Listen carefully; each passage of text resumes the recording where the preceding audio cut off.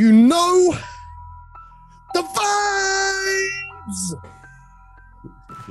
The Hoop Genius podcast presented by NBA 2K22. I am Mo Mootsie. Real name, no gimmicks. BJ Armstrong in the building. Tonight, the Boston Celtics, the greatest franchise in the history of sports, have swept away the Brooklyn Nets. The team that was dubbed a super team. What people this week were calling most skilled duo of all time. The team who I was assured by people out there would win this series with ease because they've got two guys who have #bag, because they got hezzy moves and crossovers. They ain't got no damn defense. Boston Celtics prevail 4 games, light work. BJ, I want to know what you have to say about this. As someone who told me it would be Nets in 7, I want to know what you have to say to me before I talk my talk.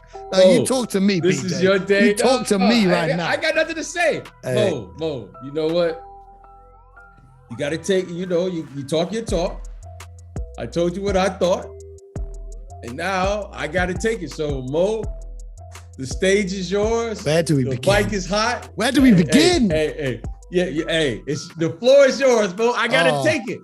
I got to take it. You picked the Celtics. Celtics brought the noise. And, and I'm going to say this. I respect the fact of how they closed this series out and they did what they had to do. They didn't mess around. What's the hardest game to play, B? This team. What's the hardest game to play? Win, the hardest game to play, the hardest game to win is a closeout game. So give those guys credit because of the following. They are in New York City. They did not get content or they were not satisfied with coming there and winning one game. So that lets me know this team is mature, they're experienced, they're focused, and they're ready to go. So clearly after game 3, they went back, got their rest, got their food, got off their legs, and came there and took care of business. I got nothing else to say because now the Boston Celtics have my attention. They have my attention. So let's just recap. They have my attention. This game tonight on the road, closing out a series in game 4.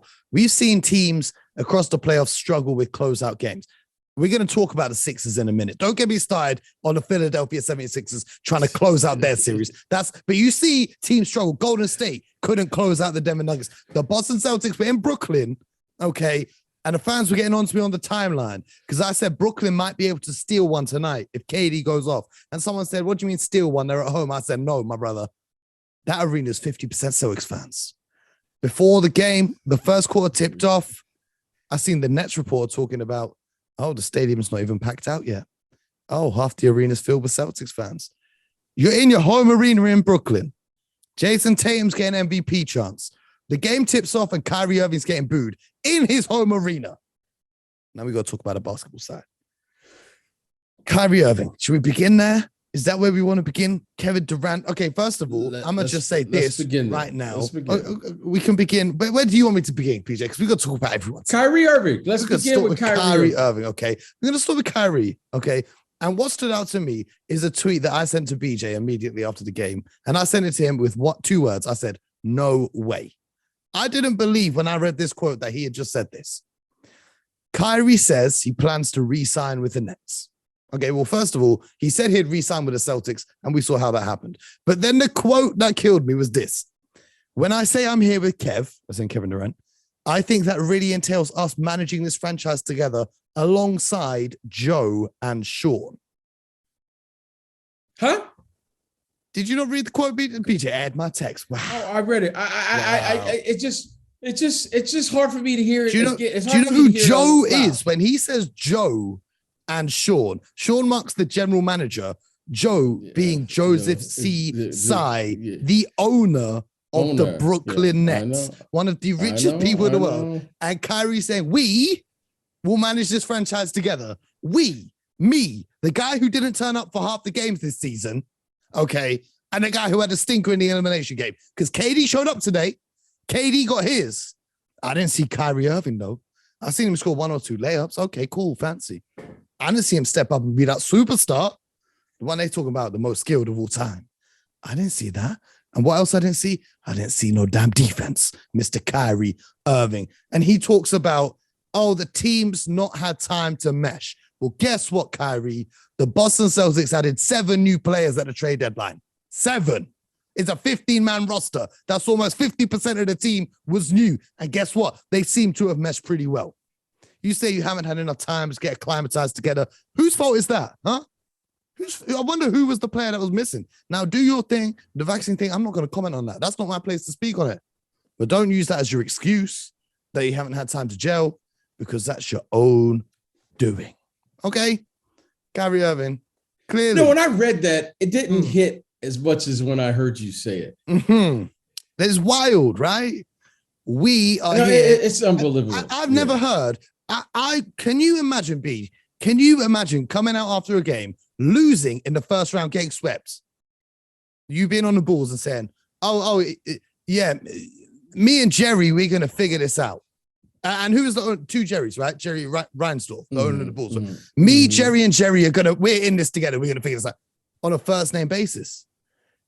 On a first, I think that's disrespectful. Now, I don't know their relationship. Maybe they're comfortable like that. I think that's crazy. I didn't hear LeBron come out and say, oh, me, Rob, and Jeannie, we're going to figure this out together. I think he would have had a little bit more respect for the owner of the team and for the general manager, because Kyrie Irving, let's talk about your basketball decisions. If you want to figure out building a roster, you are the one player in human history who wanted to leave LeBron James at his peak.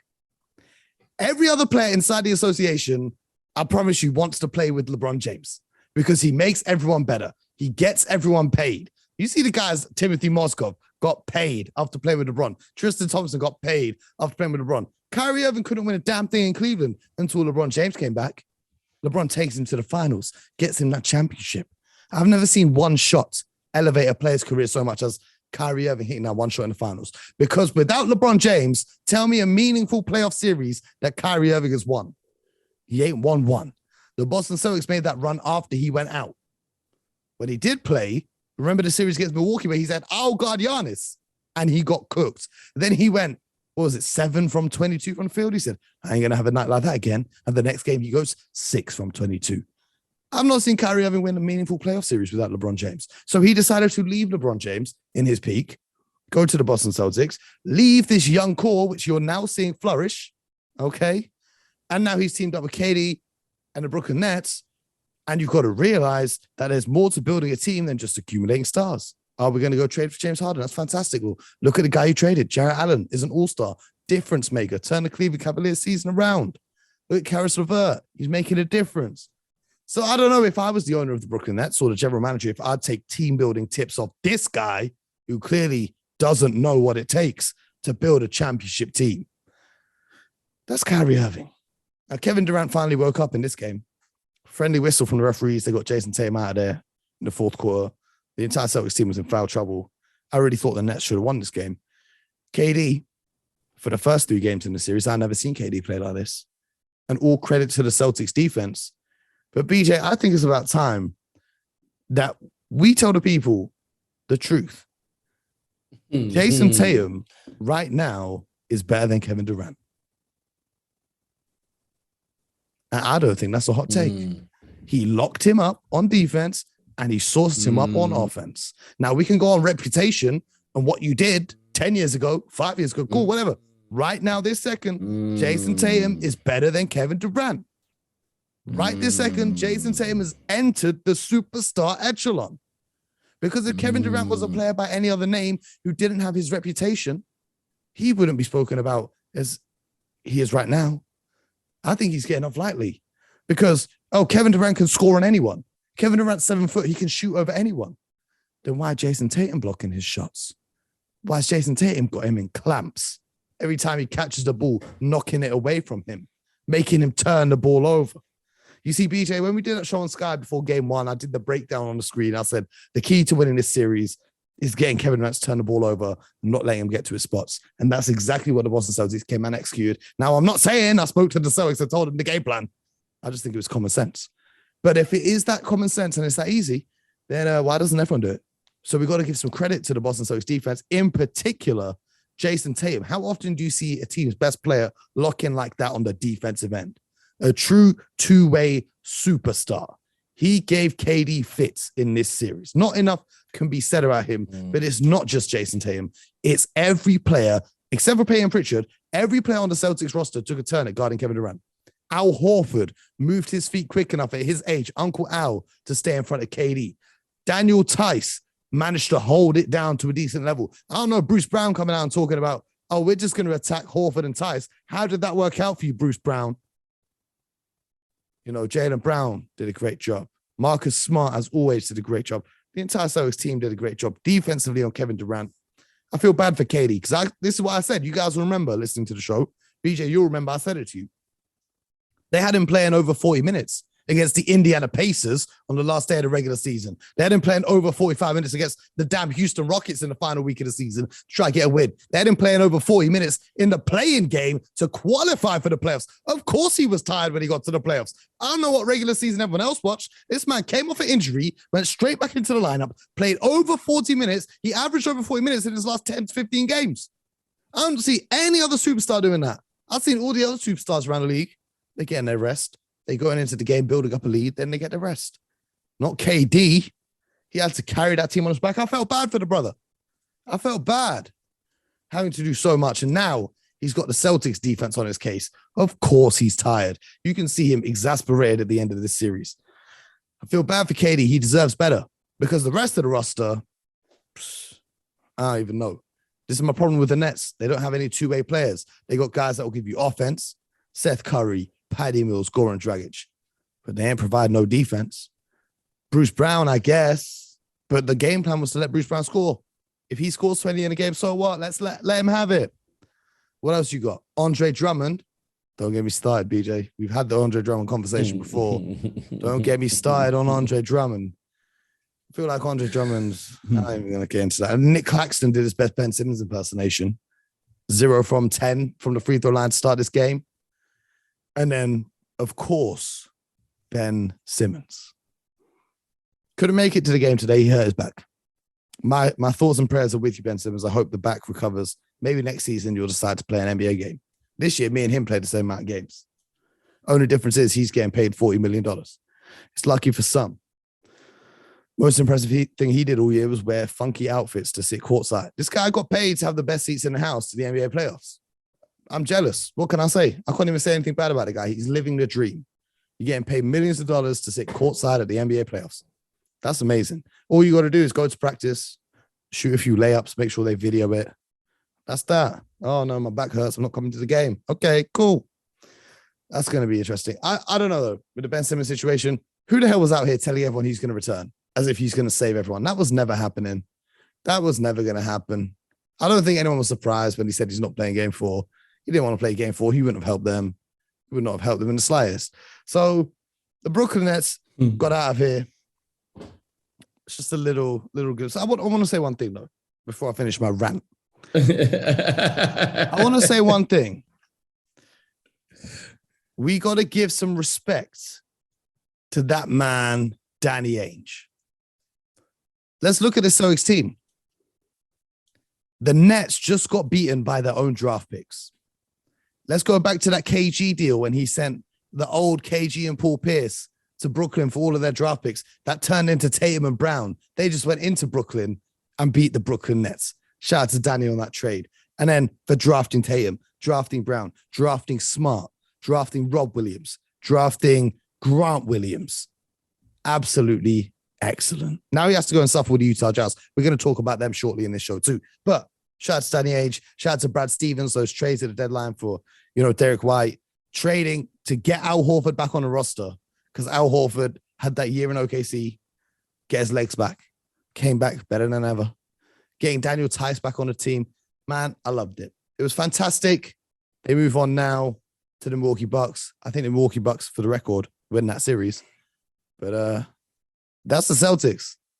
I thought I'd have a lot more to say, but I thought I was pretty calm for that one. Are you done? I just wanted. Are you done? Or I can keep going all day. You want me to keep going? I can keep going, but I want you to keep going.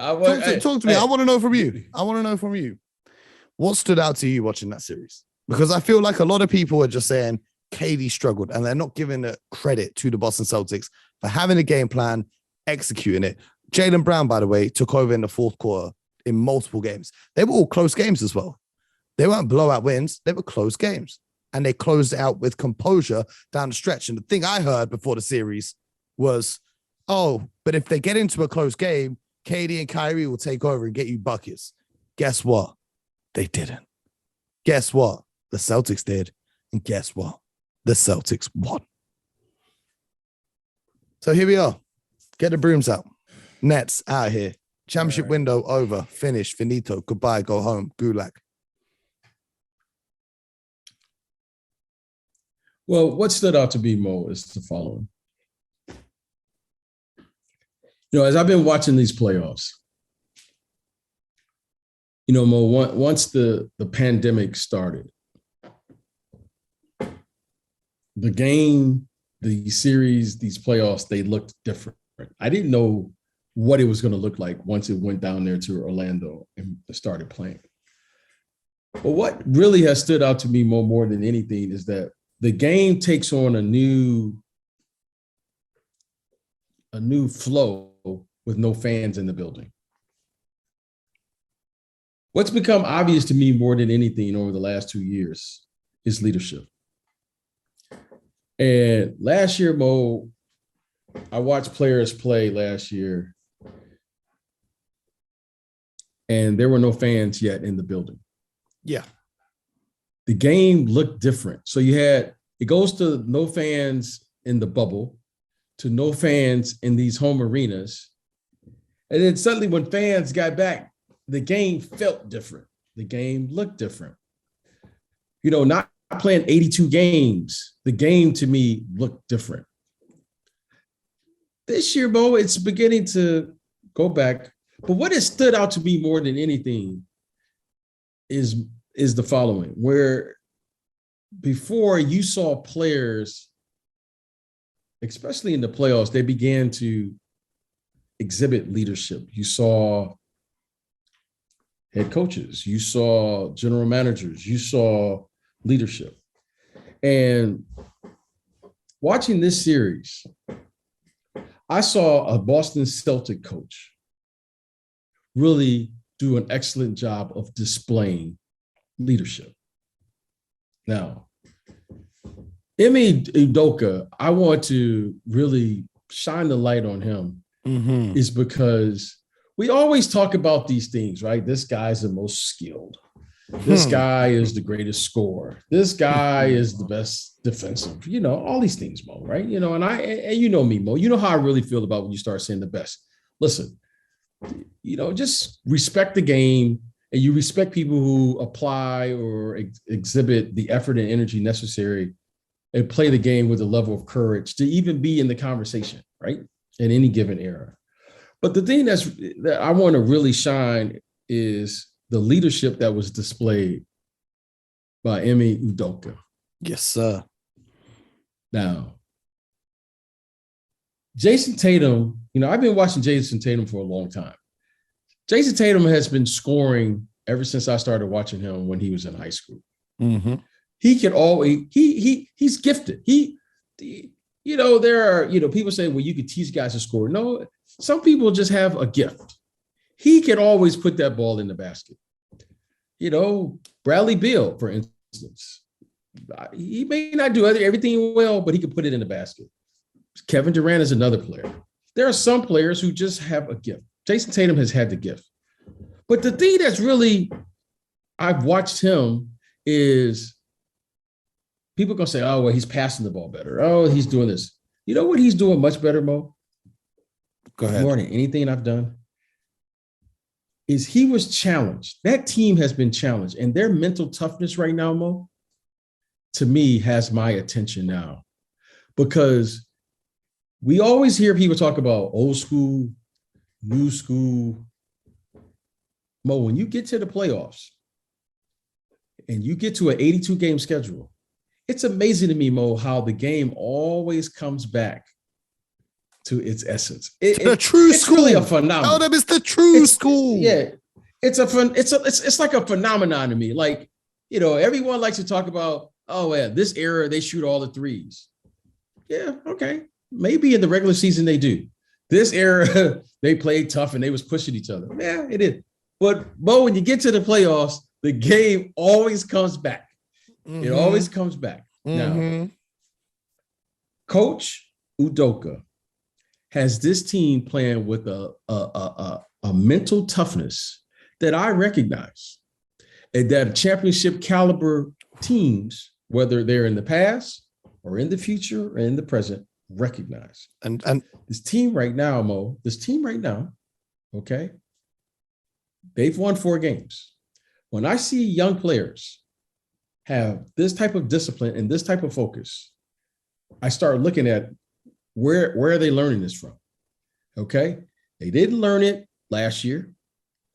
At the beginning of the season, Mo, Celtic Nation was pretty quiet.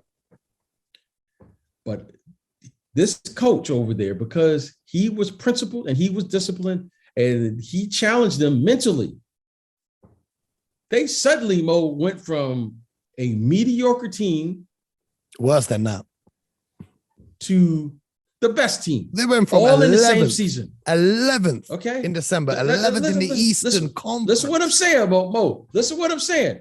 They went from a mediocre team to now suddenly, perhaps statistically, you can argue that they are the best team in the league right now. Well, they had the toughest first round matchup, and they're the only team that's still undefeated in the playoffs. Okay. So all I'm saying is this. I don't know how far this is going to go because there's a lot of basketball to be played. But I have to acknowledge the following. I have to acknowledge I've been very impressed with their leadership, because leadership can come from the players. It's got to come from 2 out of the 4 places. It's got to come from the players, the executives, the head coach, or the owner. And right now, Marcus Smart in particular, I'm going to go back. There's a couple things that I recognize.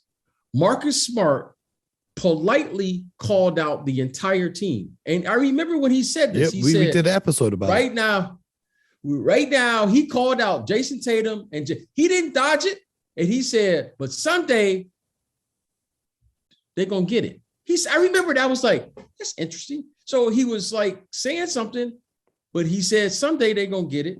And watching Coach Udoka and this staff bring this team along to where they're playing as a group, I'm going, wow. Now, this is pretty. Now I'm looking at this team going, they add a little depth to this situation. Mo, we're in business here. Will be the entire team. That's all I want to say. The team is under contract for next season, so they can add a couple free agents on the minimum mid-level exception, and they get even deeper. Yeah. Because right now, we talk about depth. Let's look at the guys coming off the bench. Grant Williams did an amazing job on Kevin Durant, and he's transformed. Shout out to your boy, the lethal shooter, who's been working with Grant, because I wasn't Grant's biggest fan coming into this season, at the start of the season, but now he's a knockdown shooter from the corner. He's shooting that 3-baller like damn near 40%. And on defense, he's holding his own against Kevin Durant. Who else is coming off the bench? Well, we got a Time Lord coming off the bench right now as he's getting stronger, getting back his reps. And then we got Peyton Pritchard coming in. Game 3, he scored as many points as Kyrie Irving.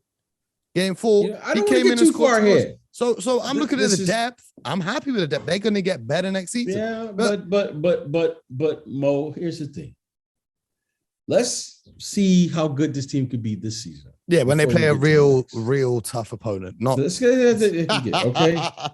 Yeah, let's see what this team can get. I think Milwaukee's gonna be. And I just want to finish this by saying this about Coach, and then I'm gonna turn it over to you, because you should have. This is your day. This is your team. You know, we talk about Mo coaching, and you talk about coaching players. And what I've been, I've really been impressed with him. And I'm gonna give, and I know he's not coaching now, but I'm gonna give Brad Stevens credit too, for knowing that whatever he was saying, he couldn't reach these guys the way Coach Udoka is reaching them. I got to give him credit. Okay. Sometimes you get better by removing yourself or taking away something. You know what I mean? I want to give him credit for putting his ego aside for the better of the team, because that takes some guts to do.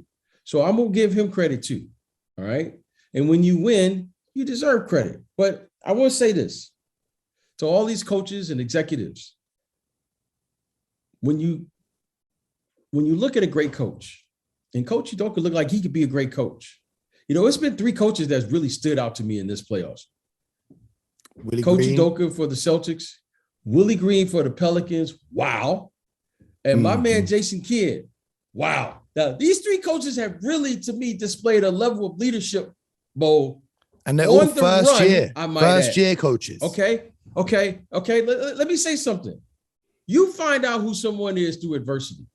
Jason Kidd loses his best player and wins 2 games, minus his best player. Mm-hmm. We're going to talk about that. Willie Green has no Coach Willie Green. Okay, Coach Kidd, I got to put some respect on their name. Coach Willie Green has no business winning 2 games. I don't care if Devin Booker is not playing. It can be more than 2. This is what I'm saying. It could be. It could be the biggest Phoenix surprise Suns ever. Now, I picked the Phoenix Suns. Phoenix Suns in a dogfight right now. We had a 3-game series minus Devin Booker. Now, I'm saying this. Those 3 have really stood out. But I want to say this about Coach Udoka. He's showing me what I've always learned when I played in that league. You don't coach basketball. You coach people. You coach people. And he's doing a great job. You can tell he's really doing a great job with the people. The basketball is just a product or a byproduct of what he's done to gain the trust of those players. Those players are playing more with a level of trust. Okay? You can see on the defensive end, they're connected. On the offensive end, they're connected. And when I see veterans like Al Horford looks like he's 25. Okay? I haven't seen Al with this much energy in his legs. I don't know what Al is eating right now. He's running the fast break. Whatever he's eating, dunking. He's running the fast break. Defensive slides. It's been unbelievable. Okay, so I'm going to give you guys credit. I just wanted to make sure I say that because you know what, Mo? When I see excellent leadership, I have to acknowledge it. And the floor is yours, my friend. Listen, I think that's a great way to put respect on Coach Emmy Udoka, who's done a fantastic job. Another coach who has done a fantastic job in the last 2 games that he's coached is Nick Nurse of the Toronto Raptors. Yeah, because you gotta give him credit. Things are getting a little bit scary for the Philadelphia 76ers, who held a 3-0 lead, 3-0 lead. No team has ever come back from 3-0 down. And I'm telling you this, Nick Nurse might have come out with one of the best quotes ever. Because if he can pull this off, he said, no one's ever come back from 3-0 ever. But if we win 1, it's 3-1. 3-1's been done before. And they made it 3-1 at home. And tonight they made it 3-2. And now the Sixers are starting to doubt each other. Why do I say that? Here's a quote from Joel Embiid after the game. The reporter said, James Harden only took 11 shots. Would you like to see him take more to help the offense out that way? And Embiid says, I mean, I've been saying it all season since he got here. He needs to be more aggressive and be himself. That's not really my job. That's probably on the coach to talk to him and tell him to take more shots, especially if they're going to guard me the way they've been guarding me. But that's not really my job. But we all need to be better offensively, missed a bunch of wide open shots, etc., etc., etc., etc. Basically saying, Doc Rivers, tell James Harden to shoot the ball a little bit more. Because James Harden's done a great job in the facilitating role. But that only works when the other guys are stepping up. If Tyrese Maxey doesn't produce the 30 points for you, you're in for a tough little spot right there. The Philadelphia 76ers had a horrible performance tonight at home in a closeout game they should have won. Because now they've got to go back to Toronto, and the Toronto Raptors can tie the series up. And once a team has won 3 games in a row against you, BJ, you can speak to this a lot better than I can. But I think the Sixers will be rattled if the Toronto Raptors can win that game 6 in Toronto and then head back to Philly for a game 7 on a 3-game win streak. You know, Mo, I don't want to impart what happened last season and bring it into this season. Philly Philly, they're up 3-2, and they should be feeling good about themselves. Okay. Now, when you play in that league, Mo, if you don't have a short memory, you're going to have problems. Mm-hmm. Okay. Now, Mo, I'm going to say it again, and then I'm going to leave it alone. If you don't have a short memory in that league, you're going to have problems. Now, just a couple games ago, they were up 3-0. Yep. Everyone's talking trash. And I remember looking at this Mo talking to Drake on the sideline. Drake. He was talking to Drake on the sideline. And Mo, when I see people get distracted, the job is not done. Yep. I remember people celebrating. Let the Boston Celtics remind us the job is not done. Mm-hmm. First team to 4. Talk trash to Drake after you done eliminated him. Mm-hmm. Okay? Mm-hmm. Drake don't have to play. As much as he pretends to. Talk trash after you've completed the task. Now, would a team beat you 2 games in a row? Okay, now it's like anything can happen. Mm-hmm. Okay, anything can happen. Now, the 76ers, I'm concerned because the big fella, Joel Embiid, has a thumb injury, and he's playing through that on his shooting hand, I might add. They're down with depth. You know, I'm a huge advocate of depth because you need a player to step up and give you a contribution that you didn't anticipate, a la Grayson Allen. I didn't anticipate for him to have a 20-point effort, but you got to get those type of contributions because that's what you need to win. You don't know where it's going to come from. You just need someone to step up. Now, you take Tybalt out, who's probably or perhaps your best defensive player, so you're already down. Horrible offensive play. He went 1 from 6 from the field today, and the one he missed the shot, and the Raptors accidentally bounced the ball in off the rebound. Yeah, so they registered the shot. But he's hilarious. So you need some type of contribution. Now, I don't know what they're going to do, but what I do know is they have to get back and figure out who's going to make this contribution. Because what I do know is Joel Embiid is going to get 20 plus, or he should get 20 plus. He's probably going to get double teamed. And I don't know, is it going to be Tobias Harris? Is it going to be Tyrese Maxey? Is it going to be James Harden? That's going to be the Robin to the Batman.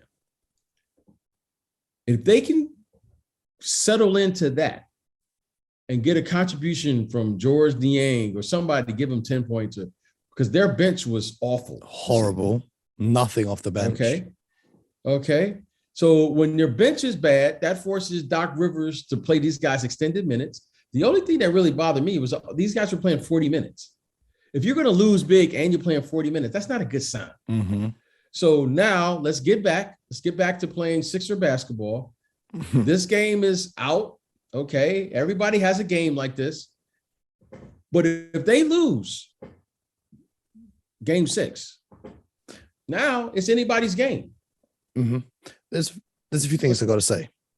The injury that Joel Embiid has is the same one Kyle Lowry had when the Raptors won their championship on that finals run, is the same one Chris Paul had on his finals run last season. So it's the playoffs. I don't want to hear his thumbs in. That's what I lose.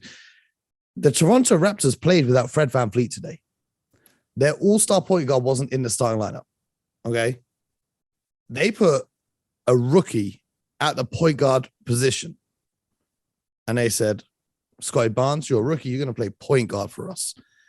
And they did this without Fred VanVleet, their all-star guard. Just think about that for a sec. They went into Philly and blew out Philly without their all-star guard in the team.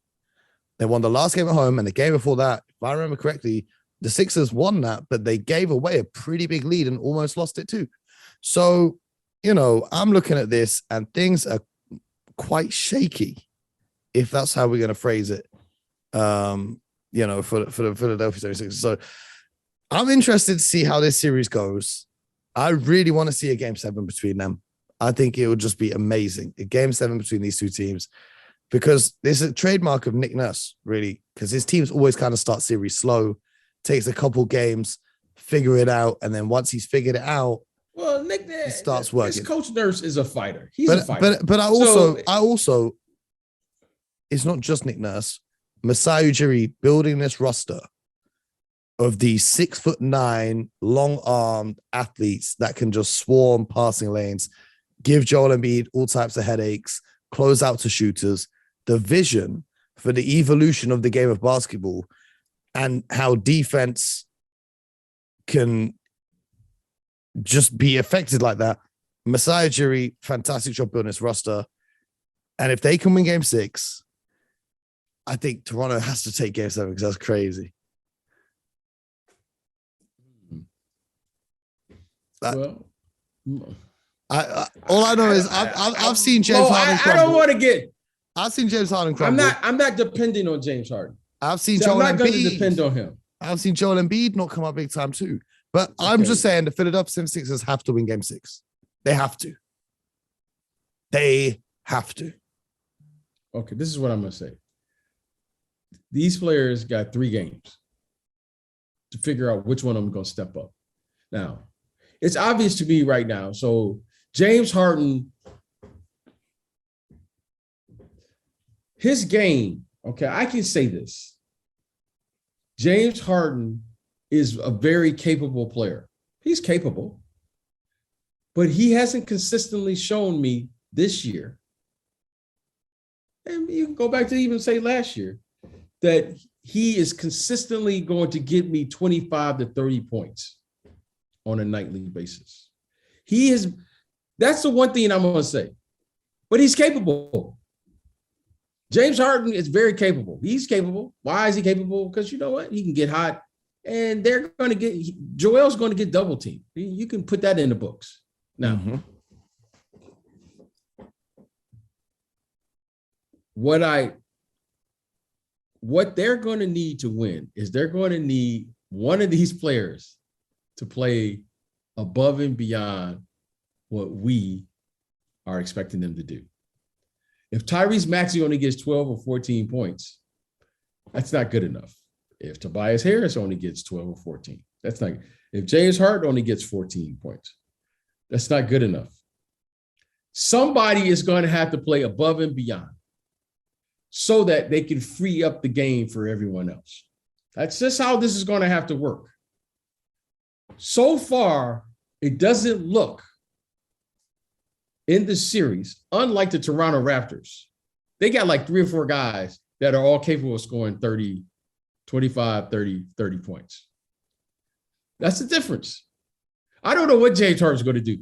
James Harden might score 12 points and they could win as long as Maxey scores 25 or 30 or Tobias Harris. So I'm looking at Tobias Harris and Tyrese Maxey because James Harden looks like he's not capable of doing that at this time. In fairness to him, he does not look like James Harden. I don't know if it's still the hamstring or whatever it is, but even watching him dribble and trying to tackle the dribble, it's not James. Now, I don't know if he's just old or just out of condition or whatever it is, but he does not look like Houston James Harden in the slightest. Okay, so great point. Great observation. Now, let me tell you every guard in the league. No guard in the league wants to play with the big. Why? Why you don't want to play with the big? Okay, you're clogging up space on the inside. You can't drive because the big, like a Joel Embiid, is where he's on the block.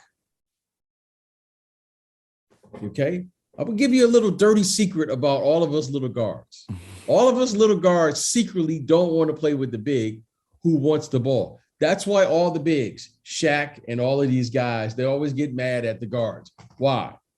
And when they really get mad, they just go stand on the box because they know you can't drive the basketball. This is a little dirty secret. Unless you find a big, nothing's like wrong Clint with Capella, nothing's wrong with James Harden. The only thing that's wrong with James Harden is the following: the middle's not open because in Houston, it was always 5 out and nobody was in the middle. Or it's a screen roll. PJ Tucker was the center. There you go. That's all. Now James James is a unique player. He's a great player or great offensive player, but he's a specialist. He's not he's not tremendously versatile in how he scores. It's not like he scores because he can post up. It's not like he scores one dribble pull up. It's not like he scores catch and shoot. James Harden needs everything set because he doesn't have great elevation. He's not like Ja Morant or these guys. He drives to the basket, he jumps over the top of you. He's clever. Mm-hmm. Now the space has broken down. Now he's the second option, and he hasn't made an adjustment yet to figure out how to score because he's not the first option. Mm-hmm. That's all. There's nothing wrong with that. And this is new to him.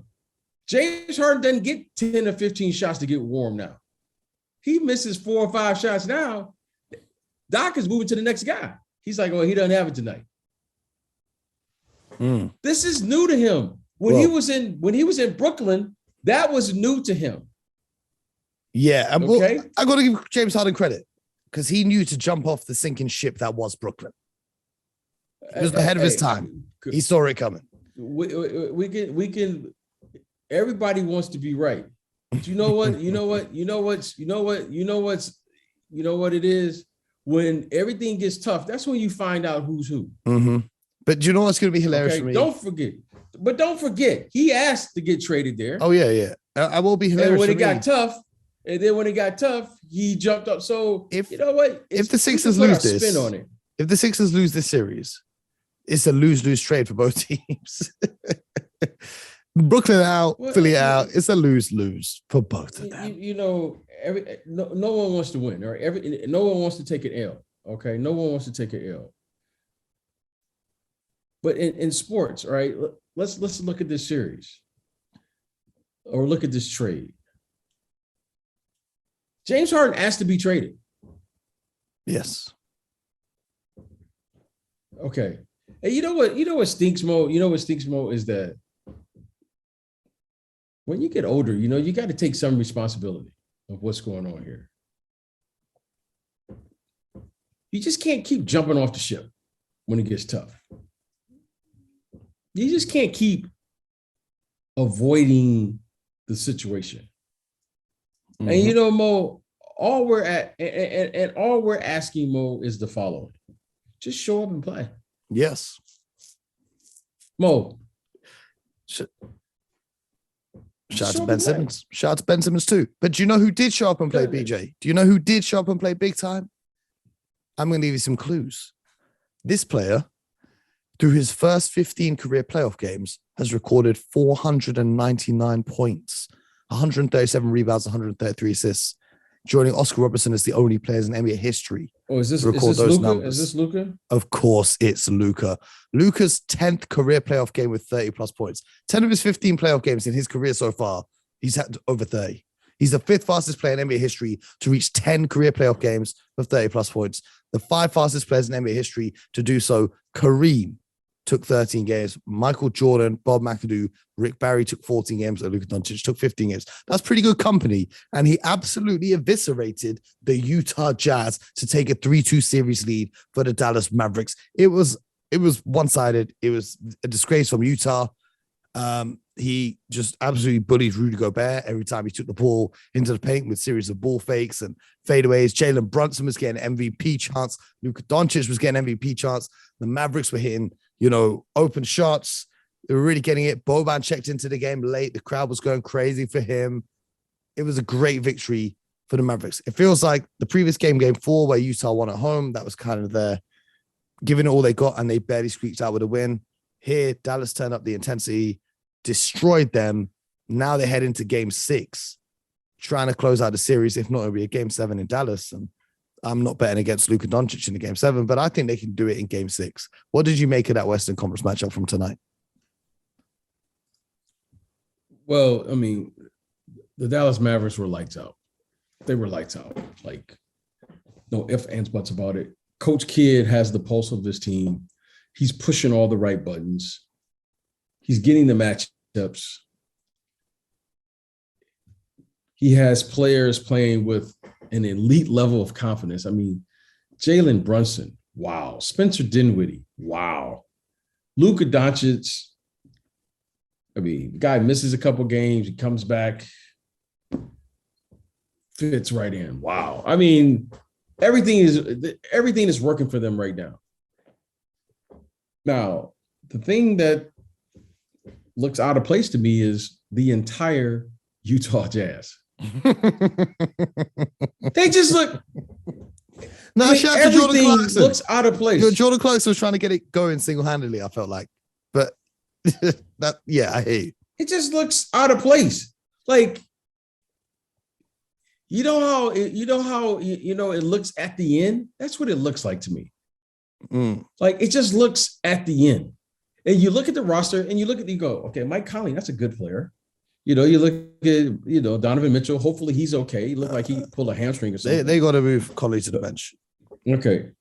Then you look at Rudy Gobert, just looks out of place. And on offense, Bogdan looks. Bogdan had a stinker. But Rudy on offense, we got into him about his defense and guarding switch and whatever. But on offense, given that he offers you nothing except for basically alley-oops, that works out well at the end of game 4. He had the game-winning alley-oop. But in this game, it really limited what they could do. It really limited them in what they could do with their offense, especially when the guys like Bojan is not hitting the 3-point shots that he would usually hit. But man, I just want Luka to get those boys out there. I'm ready for the next round because I don't know if it's going to be Phoenix or the Pelicans. I'm assuming it will be Phoenix, right? But they got to play Luka Doncic. And then the Golden State Warriors in their brackets got to take on the Grizzlies, but then the Celtics and the Bucks, the winner of Sixers, Raptors versus the Heat. This second round is going to be one for the ages. BJ, let's look at tonight's games and give them a couple predictions. Miami 3-1 up against the Hawks, trying to close out the series at home. You think they take care of business? Well, for knowing what they want to do, I think it's in their best interest to take care. Yeah, at home as well. Kyle Lowry is out. Yeah, at home. Jimmy Butler, that's the Jimmy Butler that we haven't seen really since the bubble. Disney Jimmy's back. Ultra aggressive. Yeah, he was ultra aggressive. Played well on the road. Really gave them a lift. Played above and beyond. Was great to see Oladipo back on the floor. And knowing what they want to do, take care of business. Atlanta looks like this is a team that can't compete when Miami brings it. Compete at the same level, I should say. So I think they should win that game. Okay. I hear you. I agree. They've got to take care of it. And defensively, Bam Adebayo has been exceptional. Trae Young likes to hunt for switches, right? And he'll hunt for a weak defender that he could pick on. But the lineups of Miami he put out, there isn't a weak defender in some of these lineups. So he's hunting guys. All right, cool. Now Jimmy's got him. Now Bam's got him, and Bam can keep up with him and lock him down. So I think the Heat take care of that. The Timberwolves and the Grizzlies tied at 2-2. They're back in Memphis in the grindhouse for this. Ooh. Tough call. I picked the Grizzlies, so I'm going to stick with the Grizzlies, right? Now we're, for this game, not for the series, one game tonight. I think whoever wins this game wins the series. How about that? Ooh. That's whoever wins this game is going to win the series. Yeah. I'm going to pick the Grizzlies, but I'm going to tell you something. I'm concerned about one thing. They keep picking on Ja Morant. Yes. Okay. That's concerned. I've got another one. I've got another one. Jaren Jackson Jr.'s foul trouble. I was looking at the numbers. I know you don't like to get into the stats, but I was looking at the numbers, right? When he plays the power forward alongside Steven Adams, his foul trouble is nowhere near as bad as it is when he has to play the 5 with Steven Adams on the bench. So Coach Jenkins made the adjustment by taking Steven Adams out of the starting lineup and not playing him. And Jaren Jackson Jr. has only been playing 20 minutes a night because he can't stay out of foul trouble. I think he's averaging like 7 fouls per 36 minutes. It's crazy.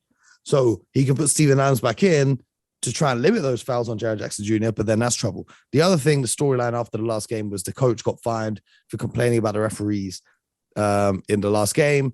And I don't know if the whistle is going to be extra harsh on Memphis, given those comments were very, very harsh to the referees. I wouldn't say harsh. I don't know how to say it without getting in trouble. Just go back and watch that press conference. But the final game, this is the hardest one to call. 2-2. They're back in the Valley of the Sun, but there is a burst of life in the New Orleans Pelicans, BJ. Elle's on her holiday celebrating in her Pelicans jersey, letting the whole world know that Brandon Ingram was about business. Do you think they can do it on the road in Phoenix? Well, do I think they can do it? They've done it once, right? Mm-hmm. They've done it once. I mean, that game was when Devin Booker got injured halfway through. So that kind of throws off a little bit. But now they've got time to play. They have the confidence now. They have the confidence. Now, this is going to be a highly contested series. Okay. And right now it looks as if Brandon Ingram, okay, here's another player. When you say another player going into superstar level, Brandon Ingram now, just like Jason Tatum, is peeking his head into superstar level. Okay, Brandon Ingram looks like an all-NBA player to me from this point moving forward. Mm-hmm. You know what's interesting about him? You know, we talk about,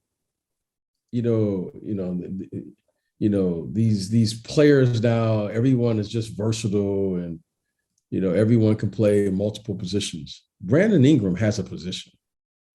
He's a 6'10" two guard.